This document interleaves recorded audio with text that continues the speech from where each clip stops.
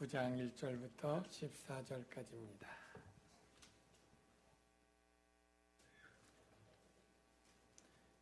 히브리서 9장 1절부터 14절 말씀까지 교독하겠습니다.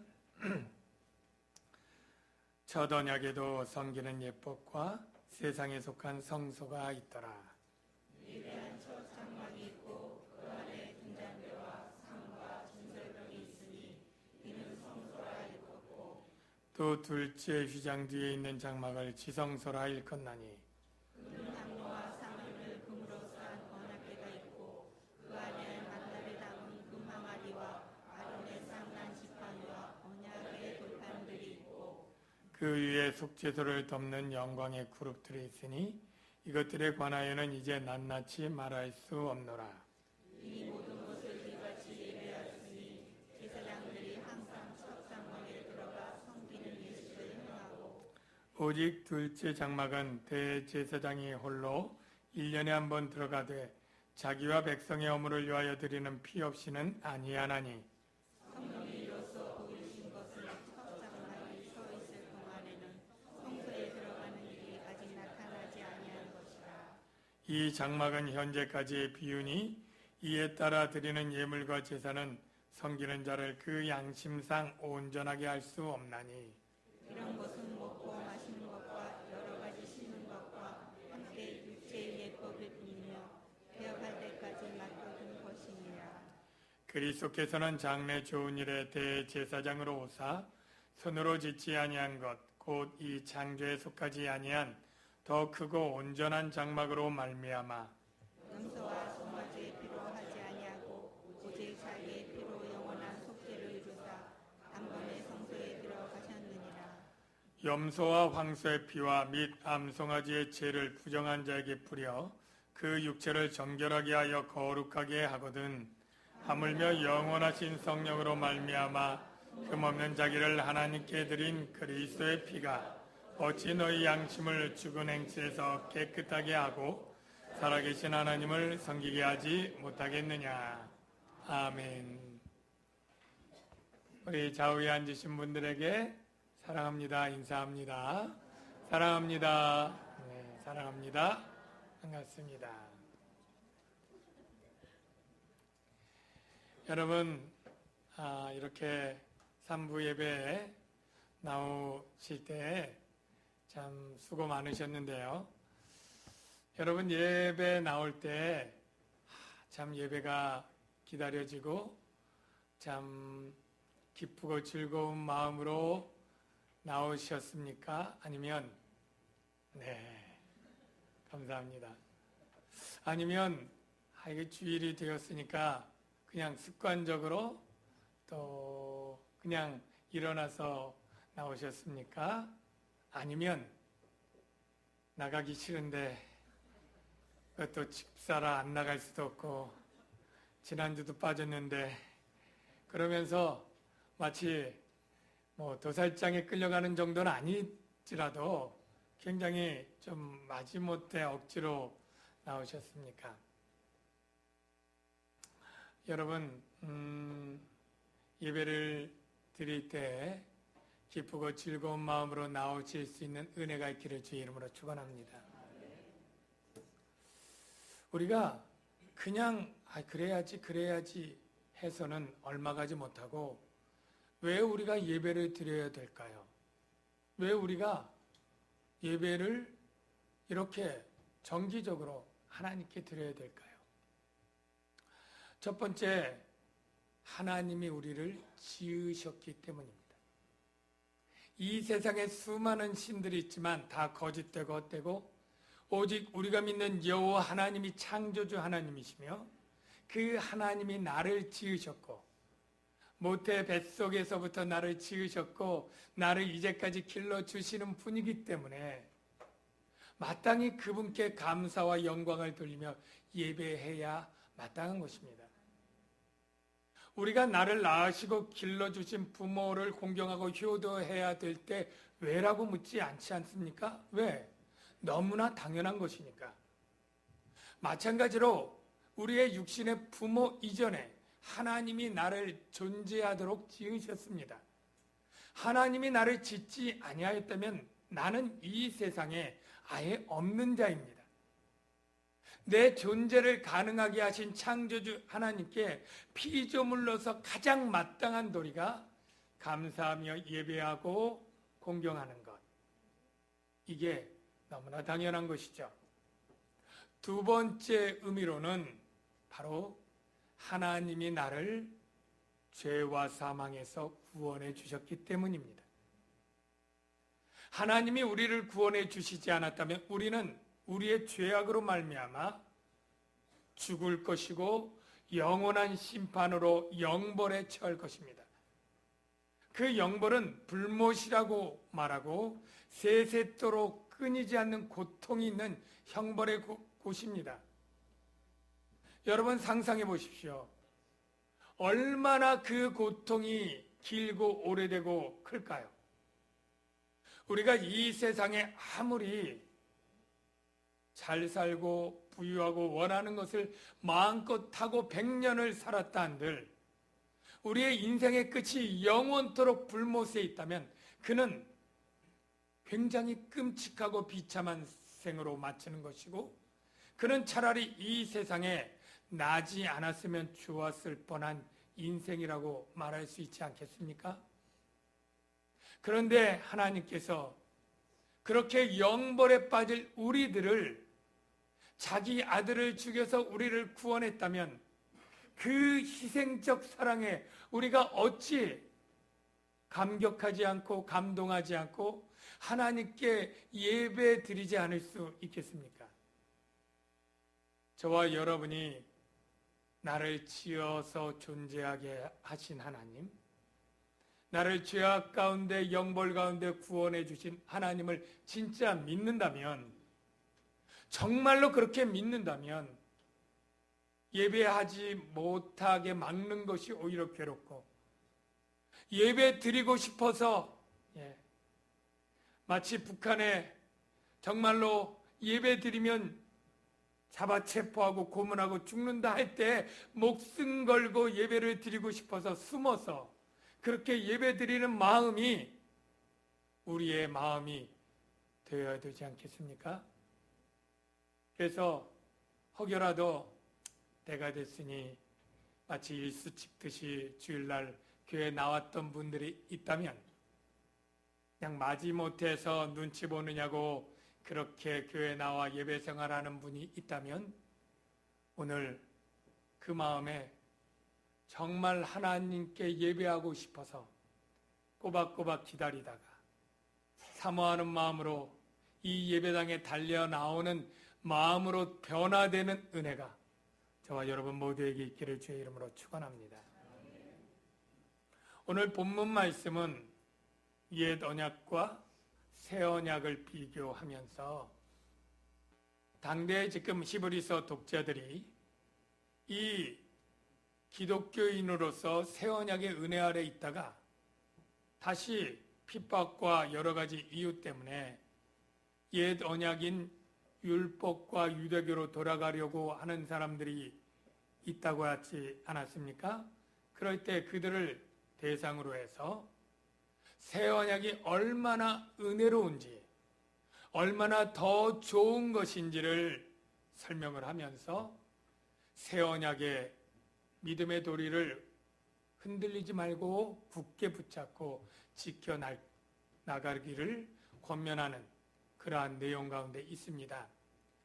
오늘 특별히 이 옛 언약의 섬기는 예법과 새 언약의 예배를 비교하면서 우리가 왜 기독교의 믿는 도리를 굳게 지켜야 되는지를 살펴보게 됩니다.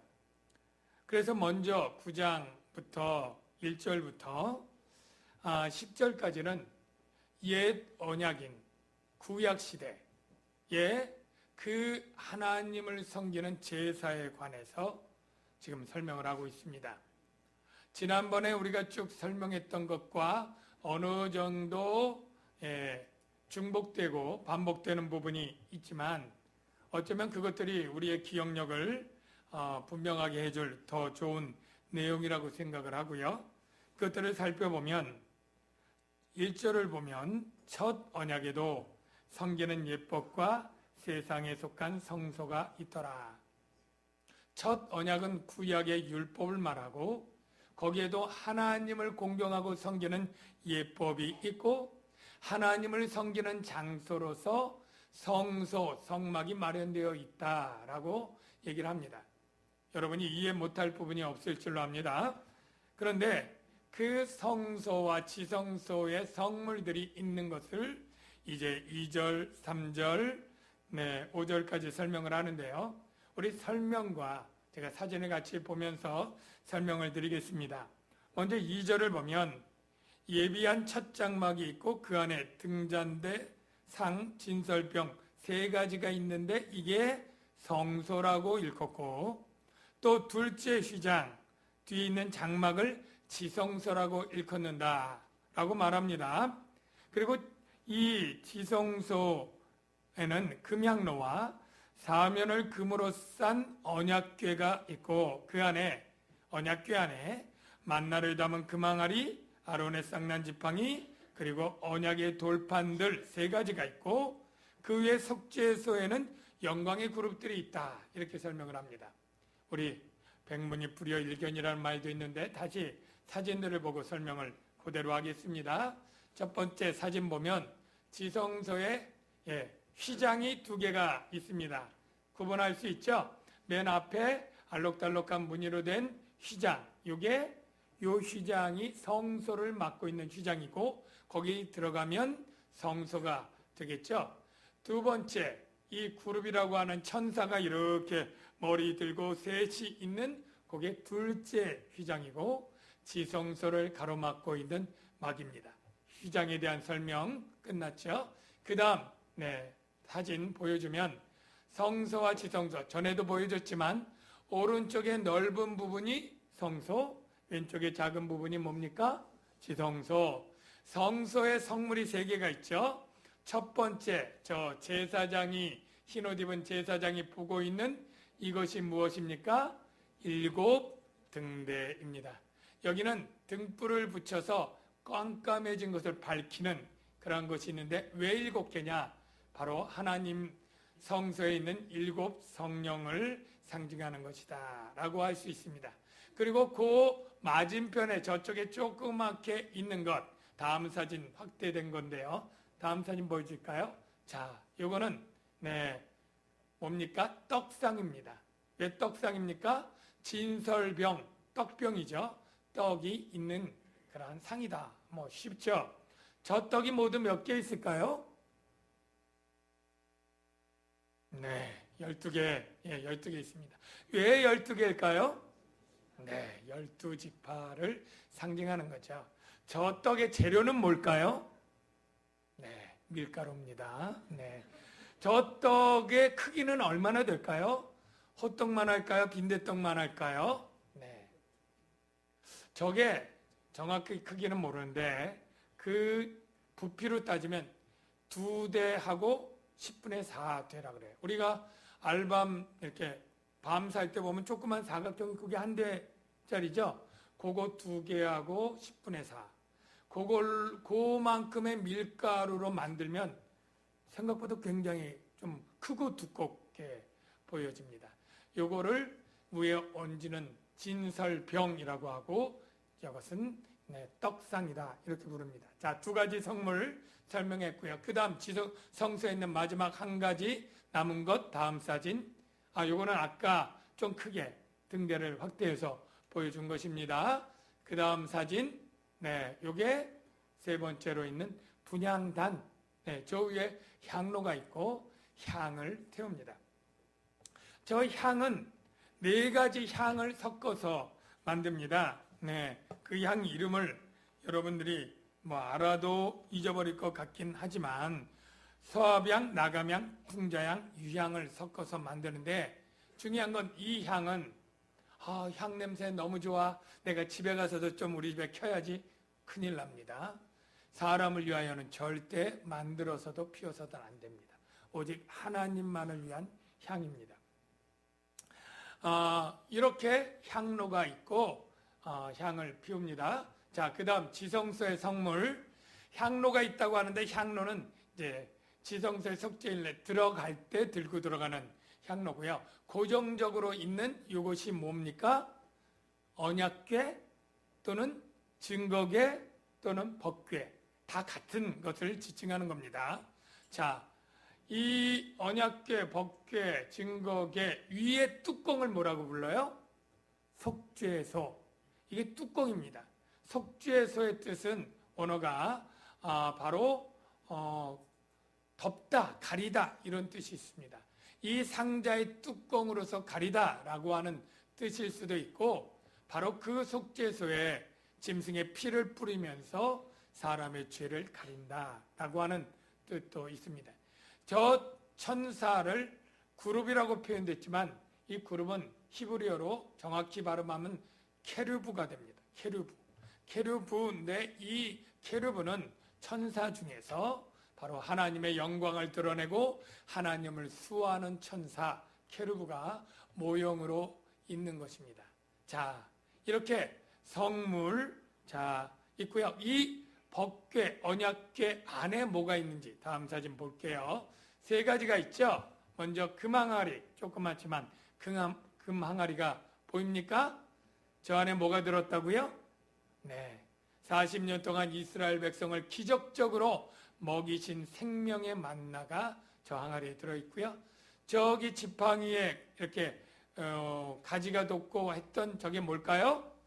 아론의 쌍난 지팡이. 이 유래는 이 고라 자손이 아론의 대제사장의 권위를 도전하고 항거하고 그리고 멸망한 후에 하나님이 각 지파의 족장들의 지팡이를 가져오게 하고, 그리고 하루 지날 때 아론의 저 마른 지팡이에만 이 꽃이 피고 가지가 나서 하나님의 초자연적인 기적적인 역사로 아론이 하나님의 대제사장이라는 그 권위를 부여해 준 그 지팡이를 저기다 넣게 되고요. 나중에 저기 두 돌판이 있죠. 저거는 짐작하다시피 십계명을 적은 돌판입니다. 저게 하나님의 언약이기 때문에 언약궤, 저게 하나님의 법이기 때문에 법궤, 또 증거궤 이렇게 부르게 되는 것입니다. 자, 요게 5절까지 설명이에요. 그 위에 속죄소를 덮는 영광의 케루브들이 둘이 있다. 이것들에 관하여는 이제 낱낱이 말할 수 없노라. 네, 자세한 설명 조금만 더 하면 이 언약궤 크기는 전에도 얘기했지만 크지 않습니다. 가로가 114cm, 세로가 68cm, 높이도 68cm. 그렇게 작은 괴짝같이 보이는 것이고요.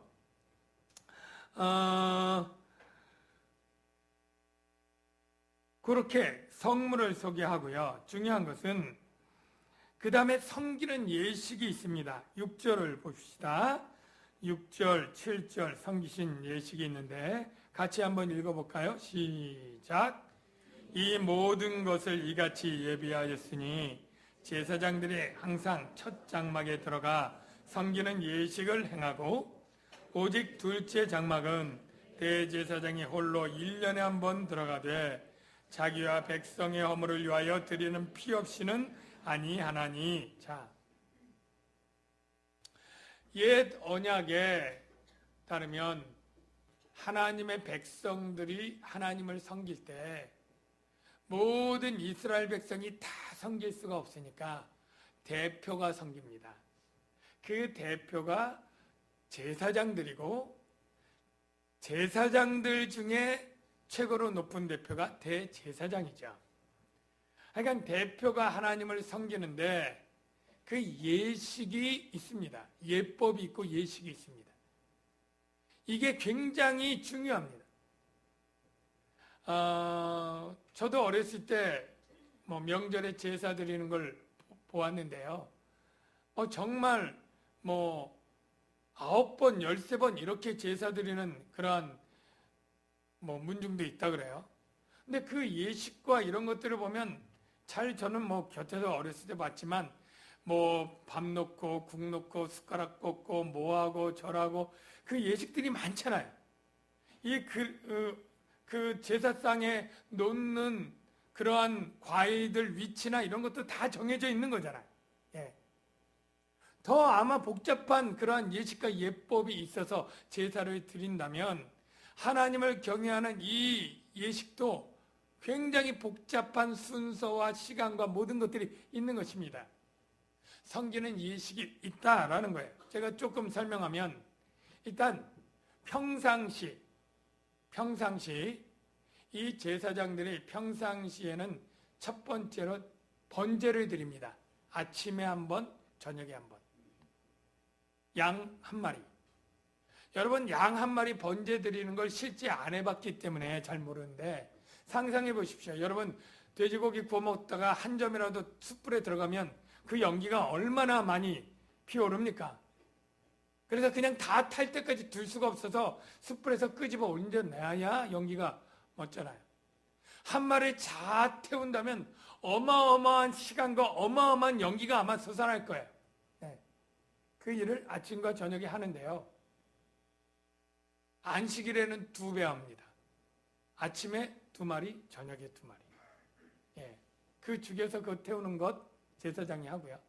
월삭, 매월 첫 하루는 훨씬 더 많이 합니다. 송아지까지 들어가가지고 13마리. 이게 매월마다 규칙적으로 해나가는 거고요. 제물 드린 것. 그리고 이 성소에 들어가면 제사장이 저녁에 들어가서 할 일이 첫 번째로 등불 켜야 되겠죠. 등불 켜고 향 올립니다. 향 피웁니다. 아침에 밝아지면 들어가서 등불 꺼야 되고요. 등잔 청소하고 정리하고 또 향 피웁니다. 그리고요. 떡은 아까 얘기한 대로 매 안식일마다 12개의 떡 빚어서 갈아서 만들어가지고 올리고 그리고 물려내고 이런 일을 규칙적으로 매번 하는 거예요. 매주일, 매달, 매년 반복되는 거죠. 그리고 속죄일이 되었어요. 속죄일 7월 10일이죠. 종교력으로 우리나라 양력으로 한 10월경 됩니다. 그때는 아주 복잡하죠. 대제사장이 먼저 깨끗하게 목욕을 합니다. 어디에서요? 성소에서 물두멍으로 목욕을 하고 정해진 옷을 입고 그리고 먼저 송아지를 죽입니다.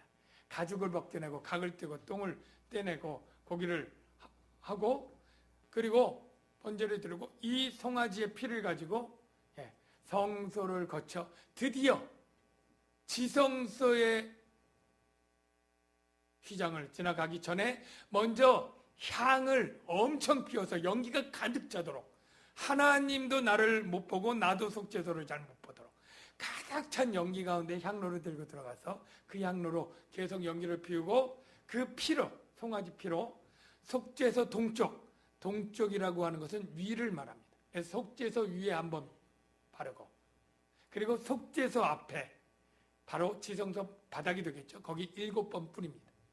그리고 자신의 죄를 용서해달라고 기도하고 간구하고 그리고 받아들여지면 살아나와서 다시 똑같이 이제 백성들의 죄를 위해서 이게 본래 대제사장의 사명이죠. 이스라엘 전체 백성들을 위해 이제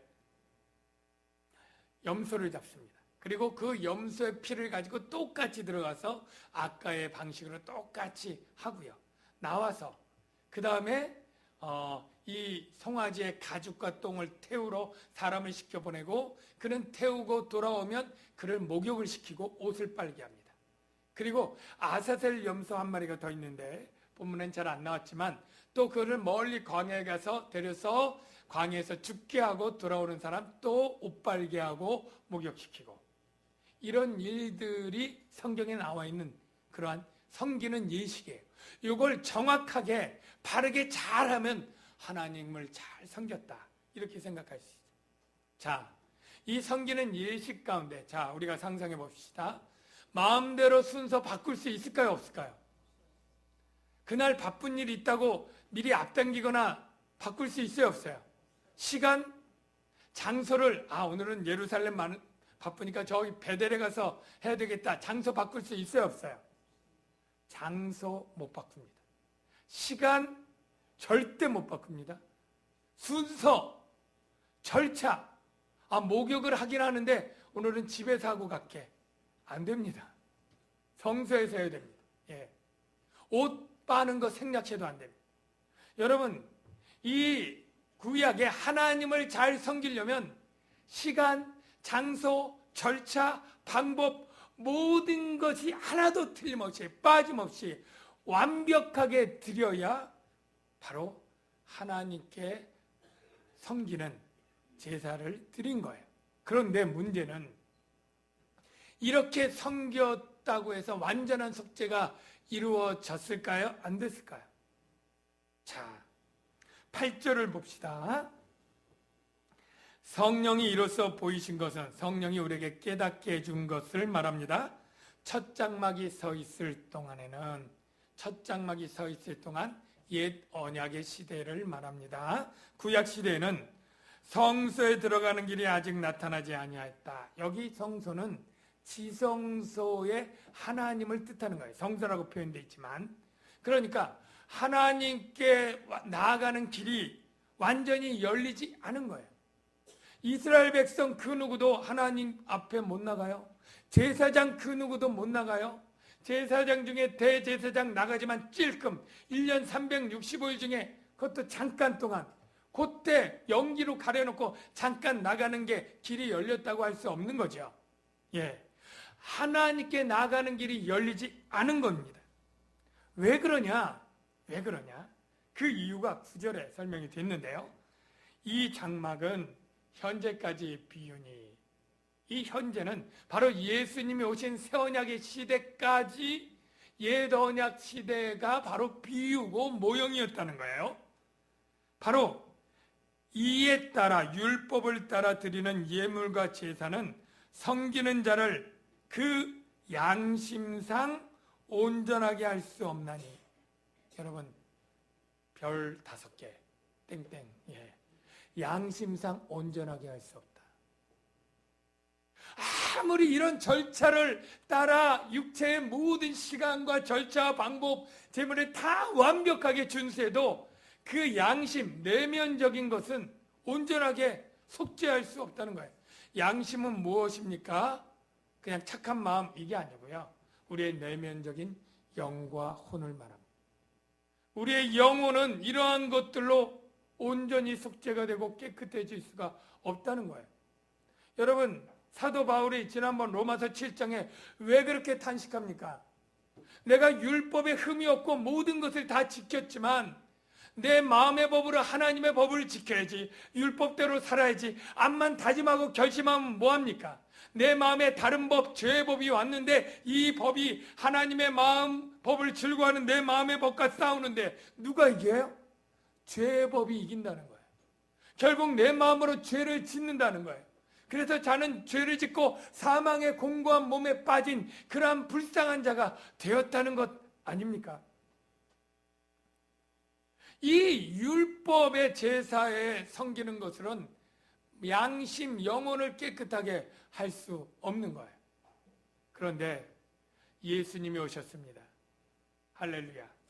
그분이 새 언약으로 우리를 변화시킨 게 있어요. 11절을 보십시오. 그리스도께서는 장래 좋은 일의 대제사장으로 오사, 장래 좋은 일은 새 언약, 더 좋은 새 언약의 중보자여 대제사장으로 오셨다는 거예요. 그래서 손으로 짓지 아니한 곧 이 창조에 속하지 아니한, 여러분, 손으로 짓지 않고 창조에 속하지 아니한 곳이 어디예요? 하늘나라고 하나님 보좌 앞입니다. 거기서 더 크고 온전한 장막으로 말미암아 하늘 성소에 가서 뭘로요? 염소와 송아지의 피가 아니요, 오직 자기의 피로, 하나님의 아들 성육신한 그 자신의 피로 속죄를 이루었다는 거예요. 그 속죄의 특징이 영원함과 단번이에요. 여러분, 단번이라는 것은 무엇입니까? 한 번이에요. 이 옛 언약은 속죄 제사를 매년마다 수백 번, 골백 번 드렸지만 속죄가 안 되니까 계속 드리고 있어요, 지금까지. 근데 예수님은 단 한 번이면 충분한 줄로 믿습니다. 왜? 그분은 모든 피조물을 창조하신 하나님이기 때문에 모든 피조물의 생명값보다 그분은 존귀한 분이에요. 특히 그 피조물 중에 일부인 인간들 중에 일부인 자기 백성들의 생명값보다 그분의 생명이 더 귀한 줄로 믿습니다. 그러니까 그분의 생명을 버리심으로 자기 백성들의 생명들을 구원하는 것은 너무나 상식적이고 당연한 것이에요. 단번에 영원한, 왜 영원합니까? 그분의 죄사함의 효력은 1년짜리가 아닙니다. 물론 이 1년마다 속죄일에 대해 제사장이 제물을 드린 것은 최대한 길어도 1년을 넘지 못한다는 거 아니에요. 그러나 예수님이 영원하다는 것은 예수님이 속죄를 이루었을 때 거꾸로 역순으로 영원한 겁니다. 그러니까 아담까지 올라가는 거고요. 과거로도 영원하고요. 미래로도 영원합니다. 언제까지요? 주님 재림에서 마지막 이 세상에 태어날 모든 끝에 태어날 인간, 주님 재림 직전에 태어날 인간까지, 첫 인간부터 마지막까지 알파와 오메가 모든 인간의 죄를 속죄할 수 있는 영원한 속죄력을 가진 제사를 드리셨다는 거예요. 그래서 그 결과 어떻게 해요? 옛 언약이 우리의 양심을 온전하게 못했는데 그분의 그 놀라운 속죄의 효력이 어떤지 보십시오. 14절 자 읽어볼게요. 같이. 하물며 영원하신 성령으로 말미암아 흠없는 자기를 하나님께 드린 그리스도의 피가 너희 죽은 행실에서 깨끗하게 하고 살아계신 하나님을 섬기게 하지 못하겠느냐. 자, 중요한 것은 영원하신 성령과 그리스도의 피로 드린 속죄 제사가 너희 양심을 깨끗하게 한다는 거예요? 못한다는 거예요? 어찌 못하겠느냐 하는 것은 깨끗하게 한다는 거예요? 못한다는 거예요? 그렇죠. 이게 국어인데요. 굉장히 어렵죠. 깨끗하게 한다는 거예요. 그래서 살아계신 하나님을 섬기게 할 수 있다는 거예요? 못한다는 거예요? 살아계신 하나님을 섬기게 할 수 있다는 거예요. 여러분, 우리 옛 언약의 문제는 무엇입니까? 몸으로는 하나님을 흠없이 섬길 수 있어요. 바울처럼. 그런데 마음으로는 얼마든지 죄를 품고 죄를 지을 수 있는 거잖아요. 그러니까 몸으로 제물을 드리고 제사를 드리고 모든 걸 해도 그거는 하나님에게는 아무 가치 없는 죽은 행실이에요. 그게 이사야 선지자가 바로 탄식하며 경고한 말씀 가운데 있잖아요. 이사야 1장 11절 한번 볼게요. 자, 여호와께서 말씀하시되 너희의 무수한 제물이 내게 무엇이 유익하뇨? 나는 순양의 번제와 살찐 짐승의 기름에 배불렀고 나는 숫송아지나 어린 양이나 순염소의 피를 기뻐하지 아니하니라. 너희가 내 앞에 모이러오니 이것을 누가 너희에게 요구하였느냐? 내 마당만 밟을 뿐이니라. 헛된 제물을 다시 가져오지 말라. 분향은 내가 가증히 여기는 바요. 여러분, 열심히 분향하고 제물하고 성전에 들어가서 했는데 하나님이 헛되다. 내가 가증히 여긴다. 쓸데없이 마당만 밟는다. 이렇게 얘기를 하고 있어요. 왜? 그들이 겉으로는 조금 속되게 몸뚱아리는 하나님께 다 섬겼지만 그의 내면적 양심이라고 표현된 그의 영혼은 여전히 죄악 가운데 있기 때문에 죄 문제가 속죄되지 않았기 때문이에요. 그런데 예수님이 오셨어요. 예수님이 새 언약을 이루시고 이렇게 말씀하시는 거예요. 바로 예수님의 영과 피로 너희 양심, 너희 영혼을 깨끗하게 하실 예수님이 오셨고 이제 우리에게 새 언약 가운데서 예배를 드릴 수 있도록 만들어 주십니다. 여러분, 요한복음에 보면 예수님이 사마리아의 여인에게 가서 얘기를 하던 그때 이 사마리아 여인이 예배에 관해서 질문을 합니다. 우리가 어느 장소에서 예배를 해야 됩니까? 왜냐하면 구약시대는 장소가 중요하잖아요. 장소가. 예루살렘에서 하는지 사마리아에서 하는지 어디 장소, 정해진 장소가 어디냐고 이렇게 물어봐요. 그런데 예수님이 아예 이상한 대답을 하시는 거예요. 뭐냐면 이제 하나님께 예배하는, 하나님을 섬기는, 구약에는 제사지만 이제 신약시대는 제사가 아니라 예배할 때가 오는데, 예배할 때는 장소도 중요하지 않고 제물도 중요하지 않고 예법도 중요하지 않다. 파격적인 대답을 합니다. 그 말씀이 무엇이냐면 요한복음 5장 23절 24절 보세요. 여러분 잘 아는 말씀이에요. 여기 위에도 써놨던 말씀이죠. 하나님께 참으로 예배하는 자들은 영과 진리로 예배할 때가 오나니, 그 다음 곧 이때라 아버지께서는 자기에게 이렇게 예배하는 자들을 찾으시느니라. 하나님은 영이시니 예배하는 자가 영과 진리로 예배할지니라. 옛번역을 이렇게 자막에 올려놨네요. 영과 진리로 예배할지니라. 이렇게 고쳤습니다. 네, 됐어요. 여러분, 하나님은 영이시니 예배하는 자가 영과 진리로 예배할지니라. 여러분 다 잘 아는 말씀이죠? 여러분 이 말씀 어떻게 이해하셨습니까? 이 말씀 딱 떼어냈을 때 예배는 영과 진리로 예배를 해야 돼. 영과 진리로 예배하는 게 뭐지? 더 성령 충만하게 예배하는 건가 보다. 저도 그렇게 생각을 했고 여러분도 그랬을 거예요.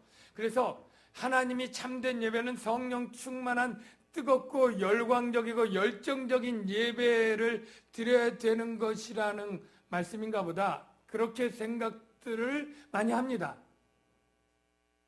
그래서 하나님이 기뻐 받으시는 예배는 영적으로 더 뜨거워야 되니까 기도가 더 뜨거운 예배, 그리고 찬송도 있고 방언도 있고 은사도 있고 어떤 성령의 역사가 나타나는 그런 예배를 하나님이 찾고 있구나, 이렇게 생각들을 한다는 거예요.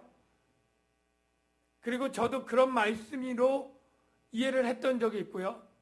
목사님들도 많이 신령과 진정을 그렇게 해석해서 가르치기도 하고요. 그런데 이거는 예배 중에 더 영적인 예배, 더 진리가 있는 예배를 말씀하는 게 아니고 바로 이제 새로운 하나님을 섬기는 방식이 바뀌었다는 거예요. 곧 이때라. 어느 때? 전에는 어떻게 하나님을 섬겼습니까? 장소가 중요한 제사로 하나님을 섬겼고 예물과 제물이 중요했고 피가 중요했어요. 그래서 9절에 보면 이에 따라 구약의 율법은 예물과 제사로 드리는, 그렇게 하나님을 경배했어요. 그런데 지금 시대가 바뀌었고 새 언약에 오면 제물로 하나님을 경배하는 게 아니고 섬기는 게 아니라 바로 영으로 섬긴다. 피로 섬기고 예법으로 섬기는 게 아니라 진리의 말씀으로 섬기는, 바로 옛 언약에서 새 언약으로의 대변화를 지금 얘기하는 거예요. 영과 진리로 예배하는 것.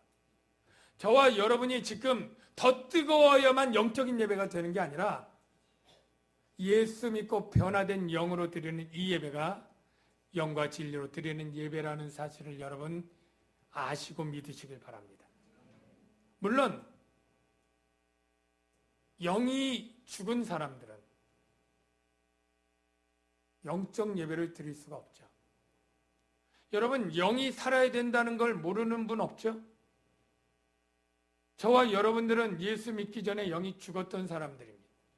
그런데 예수를 믿고 예수님의 속죄 사역이 바로 나에게 적용되는 구원 사역이라고 믿을 때 생명의 성령이 우리에게 오셔서 죽은 우리의 영을 살리고 깨끗하게 하고, 그리고 바로 영으로 예배를 드리게 한다는 것, 여러분 아시죠?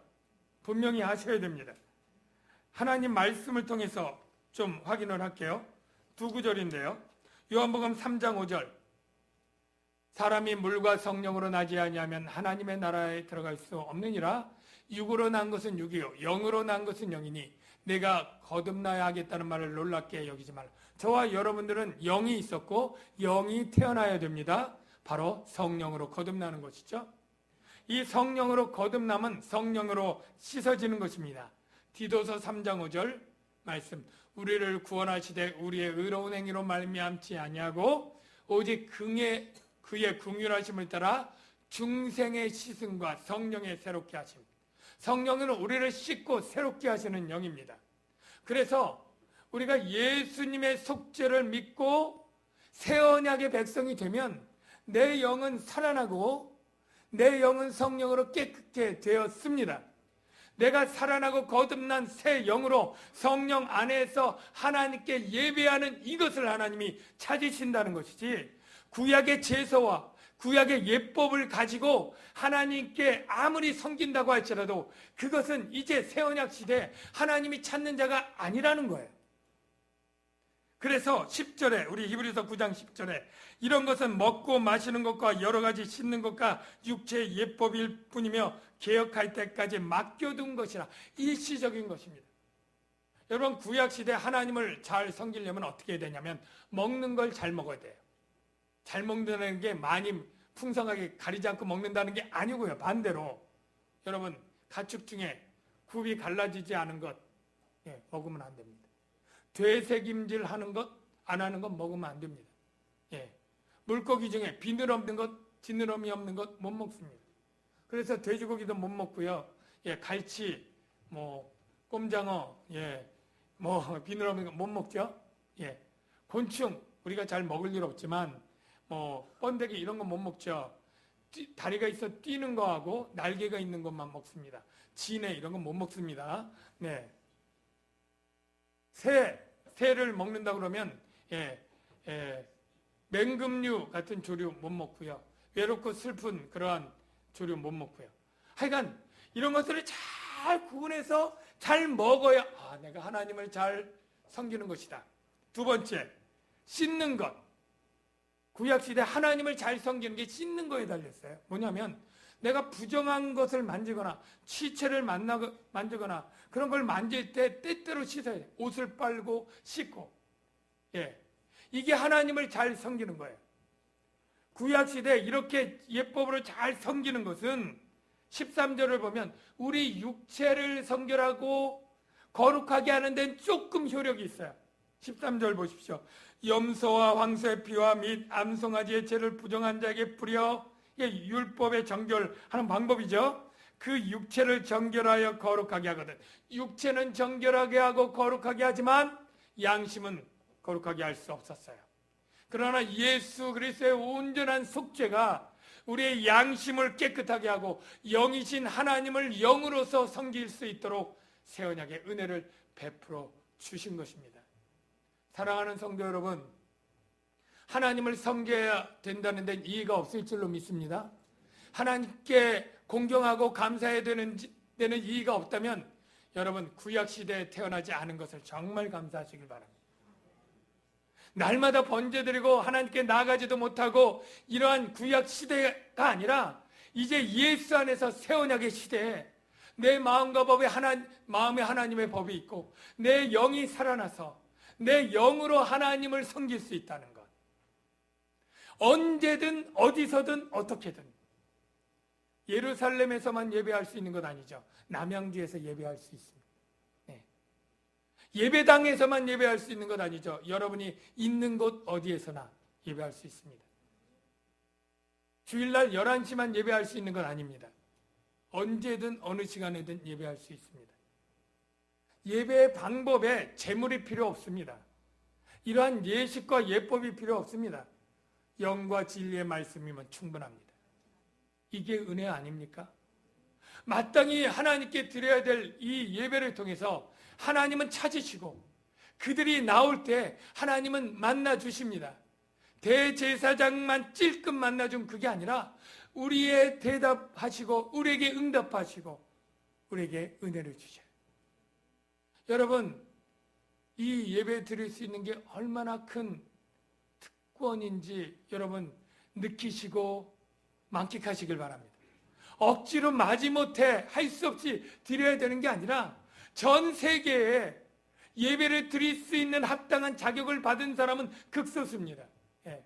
하나님의 영으로 그 영이 살아있는 자, 하나님의 진리를 믿고 아는 자들에게만 예배할 수 있는 그러한 특권을 주시는 은총을 베풀어 준 거예요.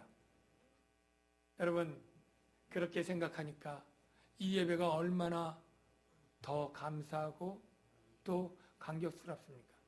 그냥 마지못해 드려야 될 것이 아니에요. 그냥 드려도 좋고 안 드려도 좋은 게 아닙니다. 바쁘면 다른 일 하고 나중에 드릴 그러한 것이 아니고 정말로 소중히 열고 우리가 누가 시켜서가 아니라 정말로 이것들을 내가 찾아서 은혜를 누려야지 하는 간절한 기다림과 소망과 열망 가운데 드려야 되는 것이 바로 주님이 주신 예배인데, 저와 여러분 혹 우리가 과거엔 그렇지 못했다 할지라도 오늘 이 시간 하나님께 예배드릴 수 있는 이것 너무나 감사한 것인 것 알고 기쁨과 즐거움으로 나가시기를 주의 이름으로 축원합니다. 우리 찬양팀 나오셔서 나는 하나님을 예배하는 예배자입니다. 우리 간단한 가사인데요, 저와 여러분 이제 참된 예배자로 사는 분들이 더욱 되시길 바랍니다.